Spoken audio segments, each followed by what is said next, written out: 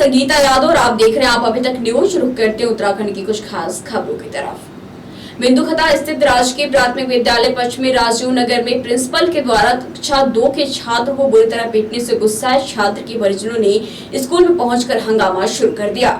घटना की सूचना पर शिक्षा विभाग के अधिकारियों को लगी तो उप शिक्षा अधिकारी ने मौके पर पहुंचकर मामले की जानकारी जुटाई, जिसके बाद कई घंटे चले घंटाक्रम के बाद आखिरकार प्रधानाचार्य ने अपनी गलती स्वीकार करते हुए लिखित में माफीनामा दिया, जिसके बाद परिजनों का गुस्सा शांत हुआ।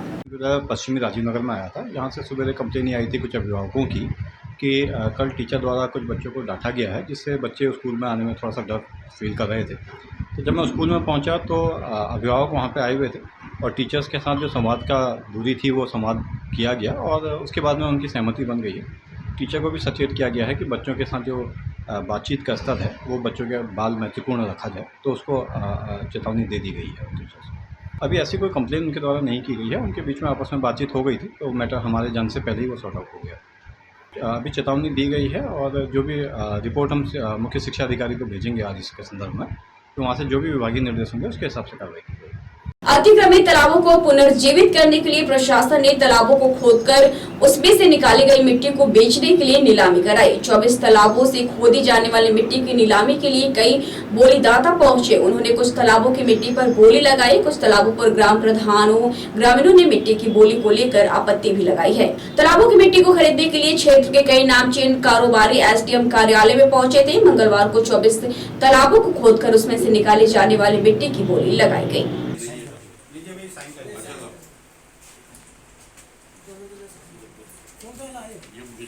नगर पंचायत लालकुआ और 34वीं वाहिनी भारत तिब्बत सीमा पुलिस बल द्वारा संयुक्त रूप से स्वच्छता अभियान चलाते हुए कई वार्डों सहित आसपास के आबादी वाले क्षेत्रों में एकत्र कूड़े को उठाया गया। इसके साथ ही लोगों से अपील करते हुए कूड़े को खुले में न डालने की अपील की गई। वही जगह जगह लगाए गए कूड़ेदानों का प्रयोग करने का आग्रह किया गया। इस दौरान नगर पंचायत अध्यक्ष लाल चंद्र ने कहा कि शरीर के साथ साथ घर और उसके आसपास की सफाई भी बहुत जरूरी है। जो है Lalkuan ward number 1, ward number 2, ward number 3 और 4 होते हुए पूरे बाजार में हम जो है स्वच्छता अभियान लागू करे हुए हैं और हम अपने शहर में एक भी पन्नी वो कूड़ा दिखाई नहीं देगा, सब हम लोग साफ करते हैं। इसमें आईटीबी के जवान और आईटीबी के कमांडर और सबका सहयोग मिल रहा है। ईओ साहिबा का, हमारे सारे सभासद और सफाई कर्मी सब लोग लगे हुए हैं और हम शहर को स्वच्छ और साफ दिखने के लिए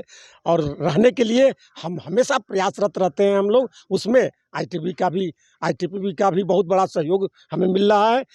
समय समय पर हमेशा आईटीबी जो है हमें सहयोग देती है, स्वच्छता अभियान लागू करती है। इससे पहले भी हम बृहद रूप में स्वच्छता अभियान चलाए हैं, जिसमें हमारे सम्मानित विधायक नवीन चंद दुमका जी हमेशा सहयोग करते रहे हैं और चाहें कि हमारे नगर को स्वच्छ, साफ एवं सुथरा रखें ताकि कोई भी बीमारी हमारे लोगों को फटकने न पाए।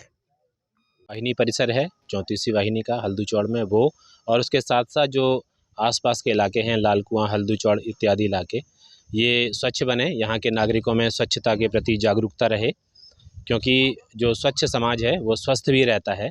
तो उद्देश्य ये है कि स्वच्छता का प्रचार प्रसार किया जाए।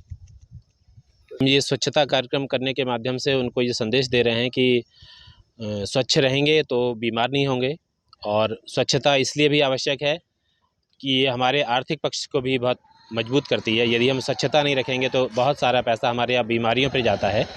और जो समाज को स्वच्छता के प्रति जागरूक करना है, जो स्वच्छ भारत अभियान मोदी जी ने चलाया हुआ है, उसी के कार्यक्रम को हम लोग भी आगे बढ़ा रहे हैं और नियमित रूप से आसपास के इलाकों में स्वच्छता के कार्यक्रम चलाते रहते हैं। तो उसी के अंतर्गत आज ये लालकुआं में हमारा कार्यक्रम हो रहा है। सहायक संभागीय परिवहन अधिकारी ने प्रशासन के सहयोग से क्षेत्र में बड़ी कार्रवाई की है। कुल 15 वाहनों का चालान किया गया है। इनमें से बगैर कागजातों के चलाए जा रहे 12 वाहन सीज किए गए हैं। ये वाहन मंडी समिति में खड़े किए गए हैं। जिन वाहनों को सीज किया गया है उनमें एक स्कूल बस है, जिसका ना तो परमिट था और ना फिटनेस। इस बस की फिटनेस वर्ष 2008 से नहीं की गई थी। इसके बावजूद वाहन से स्कूली बच्चे लाए वो ले जाए जाते थे। उसी क्रम में सितारगंज में आज छापा मारा गया और 10 गाड़ियों को बंद किया गया है। टोटल 13 गाड़ियाँ चलान की गई हैं और 10 गाड़ियाँ यहीं पे मंडी समिति में लगाई गई हैं। इन सभी गाड़ियों में फिटनेस नहीं है, टैक्स नहीं है या लाइसेंस नहीं है। कई गाड़ियों में 3-4 गाड़ियों में परमिट भी नहीं है।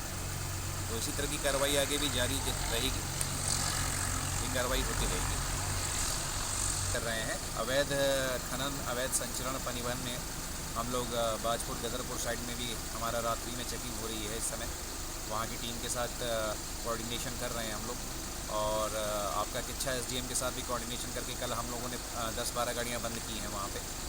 तो इसी तरह से एसडीएम सिद्धार्थगंज के साथ भी कोऑर्डिनेशन करके और इन गाड़ियों पर रोकथाम लगाएंगे, इसमें सुबह के समय और रात में। लालकुआं क्षेत्र में हल्दू चौड़ा निवासी विनय जोशी ने राजधानी देहरादून में 20वीं राज्य निशानेबाजी प्रतियोगिता में 5 स्वर्ण 1 सिल्वर पुरस्कार प्राप्त कर लालकुआं क्षेत्र सहित नैनीताल जिले का नाम रोशन किया है। इस शानदार जीत पर क्षेत्र के लोगों ने बधाई देते हुए होनहार युवक के उज्जवल भविष्य की कामना की है। वहीं उनके परिवार के लोगों में भी खुशी का माहौल है।